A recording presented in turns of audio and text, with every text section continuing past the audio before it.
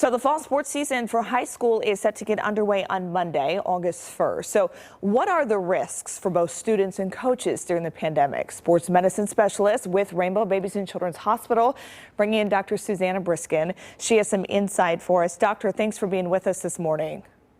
Thank you for having me. So let's talk about this. The COVID-19 has presented a myriad, right, of challenges for OHSAA.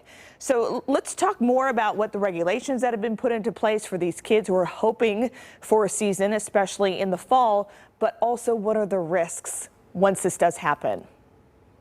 Absolutely. Certainly, we know that participating in sports bears risk as well as benefits. And it's a decision that every family needs to make individually to decide about their child participating in sports. We know that people who participate in indoor sports where ventilation may be poor and physical distancing is hard because of space confinement probably has a higher risk of contracting coronavirus as opposed to an outdoor sport where physical distancing is certainly much easier and we have the benefit of the fresh air circulating. Now, you just said benefits. There is also the physical and psychological benefits for these kiddos. Correct. They missed out on school. Some missed out on their senior seasons. I mean, is this tough for the kids to understand? Absolutely. And we know certainly just regular physical activity has benefits from a fitness perspective, obesity prevention, but also that mental health component is important. And when we have kids who are already facing disruptions in their schedule because they're doing virtual school or have changes in their usual routine, having that ability to attend practices on a regular schedule, see their friends, get the socialization as well as exercise certainly has a lot of mental benefit. Doctor, give us some advice on how to balance this risk versus benefit for these families to kind of help figure out for these sports, for these kids and these teenagers. Well, I recommend anybody review the high risk criteria the CDC's published to make sure their child doesn't have a high risk medical condition, as well as any close family members because they'll be in contact with the child. And certainly for people who are low risk, then participating in sport likely has a lot more benefits for them, and we encourage them to participate. But like I said, it's an individual decision for people, and they may have to decide what works best for their family and what risk level they're willing to tolerate. Of those who are going to participate, are COVID-19 tests recommended before they start practice? At this point, having a test prior to participating in sports is not recommended. Okay.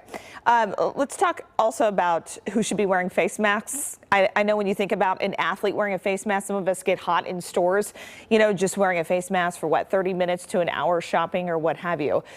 Are they recommending these athletes wear them, or is it more the coaches and staff? So coaches and staff should absolutely wear the cloth face coverings, as well as officials during games. And then I always tell athletes when you're walking to and from your practice field or facility, and there's not much room to physically distance, they should have their cloth face mask on. When they're in small group settings and meetings, coaches are talking, giving direction, they should have their cloth face mask on. We really recommend when people are at that level of doing vigorous physical activity that then they remove them. But even light physical and moderate physical activity, the cloth face mask can be tolerated well by athletes. Doctor, we've heard from the Browns. We've had this story today about some of their strategies with testing and contact tracing before the guys even walk into the field house. So what are some of the strategies and modifications that they're making for high school sports?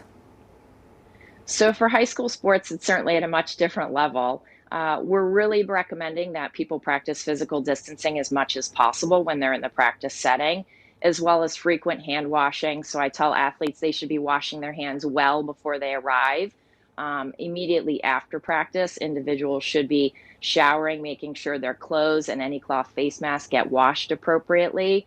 And they're doing those good physical distancing habits while they're at practice as much as possible, as well as using the cloth face mask. Obviously, the things that we do at the high school level are much different than the professional level, but the same concepts still apply. We're just not doing the testing in as much detail as they are at the professional level. Sure.